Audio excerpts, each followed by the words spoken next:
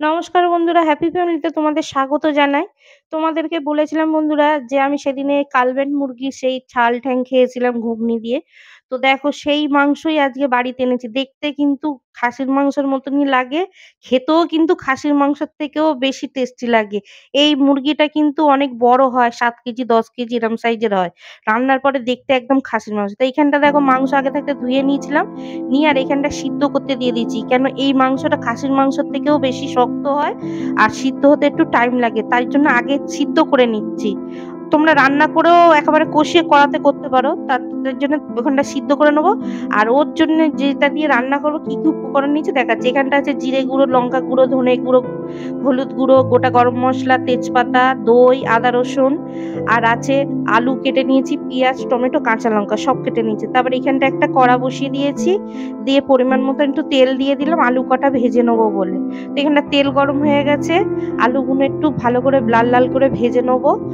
তারপরে একটু নুন হলুদ দিয়ে দেবো, দিয়ে ভালো করে একটু নুন হলুদ দিয়ে ভেজে নিচ্ছি ছাকা তেলে। তাই এবারে আলুগুলো ভাজা হয়ে গেছে, আমি তুলে নিচ্ছি। এইখানটা আলুগুলো তুলে নিয়েছি। নেওয়ার পরে ওই তেলে বেশি করে তেল যেহেতু দিয়ে দিয়েছি, এবারে আমি গোটা গরম মশলা, ৩টে এলাচ, একটু দারচিনি, ৩টে লবঙ্গ দিয়ে আমি ভালো করে একটু তেলের মধ্যে ভেজে নেবো। তেজপাতাও দিয়ে দিলাম। যখন একটু সেন্ট বেরাবে একটু নেড়ে ছেড়ে, তো এখানটা একটু নেড়ে ছেড়ে নিচ্ছি। একটু হালকা চিনি দিয়ে দেবো তরকারির কালার আনার জন্য। এখানে মিষ্টি হওয়ার জন্য দিচ্ছি না, একটু চিনি দিলে তরকারি সুন্দর কালার আসে। তারপরে দিয়ে দেবো পেঁয়াজ কুচি।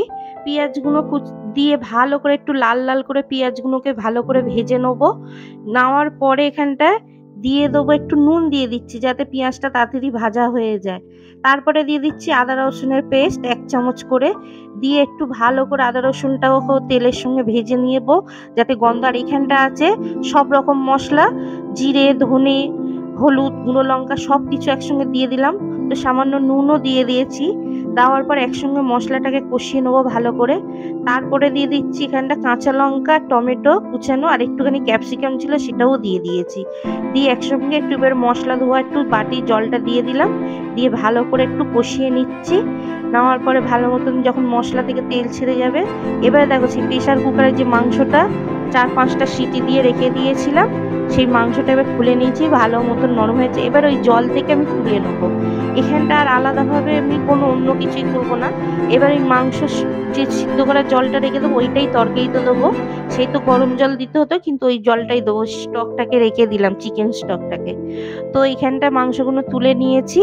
নেওয়ার পরে এবার মশলা দিয়ে তেল ছেড়ে গেছে, তারপরে দিচ্ছি এখানটা সেই সিদ্ধ করা মাংসগুলো দিয়ে ভালো করে মশলার সঙ্গে কষিয়ে নেবো। এবার এখানটা আগে থাকতে টক দইটা একটু ফেটিয়ে রেখে দিয়েছিলাম, সেই টক দইটা দিয়ে দিলাম। দিয়ে এবার টক দই দিয়ে গ্যাসটাকে হালকা করে রেখেছি, রেখে ভালো করে কষিয়ে নেবো।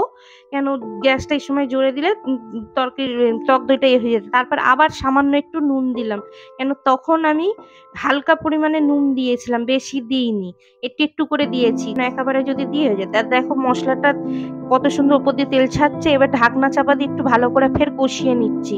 তো এখানটা দেখো তরকারিটা ভালো মতন আমার কষা হয়ে গেছে। এবারে দিয়ে দেবো আলু, ভাজা আলুগুলো দিয়ে আলুর সঙ্গে মাংসটাকে ভালো করে কষিয়ে নেবো। নিয়ে কষানোর পরে এইখানটা ভালো মতন কষানোর পরে যে মাংসটা সিদ্ধ করে রেখেছিলাম প্রেশার কুকারে, সেই জলটাই গরম ছিল, সেই জলটাই ঢেলে দিলাম ভালো মতন। এখানটা আলাদা আর কোনো জল দিলাম না, ওই জলটাই ব্যবহার করলাম। দেওয়ার পরে এবার এখানটা ঢাকনা চাপা দিয়ে তরকারিটাকে সিদ্ধ হতে দিলাম ভালো করে। কিছুক্ষণ পরে আমি ঢাকনা খুলে দেখবো যে কতটা পরিমাণে মাংসটা আলুটা সিদ্ধ হয়েছে। ভালো মতন হয়ে গেছে, আলুও গলে গেছে, তরকারিটা প্রায় আমার হয়ে এসছে। তো এখানটা ভালো করে একটু নেড়ে চেড়ে নিচ্ছি। নিয়ে এবার এখানটা তরকারিটা হয়ে এসছে, এবার গরম মশলা দিয়ে দিলাম। এটা আমার ঘরে বানানো গরম মশলা। তো এবার তরকারিটা হয়ে গেছে, গরম মশলা দিয়ে আমি কিছুক্ষণ এখানটা গরম মশলা দেওয়ার পরে ২-৩ মিনিটের জন্য ঢাকনা চাপা দিয়ে রেখে দিয়েছিলাম। তো এখানটা একটা পাত্র নিয়েছি, এর মধ্যে আমি তরকারিটা তুলে নেবো পরিবেশন করার জন্যে।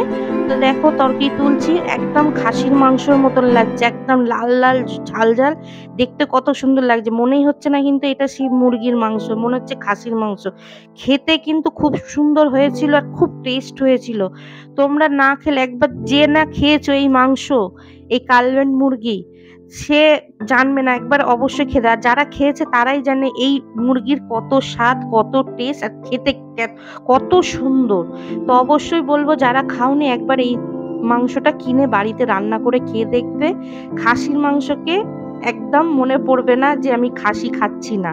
পাশে খাসিকে রেখে এটাই খেতে ইচ্ছা করবে। আমি তুলনা করব না খাসির সঙ্গে, খাসিও কিন্তু খেতে খুবই সুন্দর। খাসি খেতে কে না ভালোবাসে? কিন্তু এই মুরগিটা পুরো খাসির মতনই খেতে। তো অবশ্যই তোমরা একবার বাড়িতে যারা খাওনি তারা খেয়ে দেখো, খুবই ভালো লাগবে। তো বন্ধুরা, এই রেসিপিটা তোমাদের কেমন লাগলো কিন্তু অবশ্যই কমেন্ট করে জানাবে। যদি রেসিপিটা ভালো লাগে লাইক কমেন্ট শেয়ার করবে, সবার সঙ্গে এই রেসিপিটা শেয়ার করবে। আমার চ্যানেল যদি নতুন হয়ে থাকো সাবস্ক্রাইব করে দেবে, পাশে থাকা বেল আইকনটা প্রেস করবে, আর ফেসবুক চ্যানেলটাকে ফলো করবে। আমার ইনস্টাগ্রাম আছে, ওইটাকেও ফলো করবে। আবার চলে আসবো অন্য কোনো রেসিপি নিয়ে, অন্য কোনো ভিডিও নিয়ে। তোমরা ভালো থেকো, সুস্থ থেকো।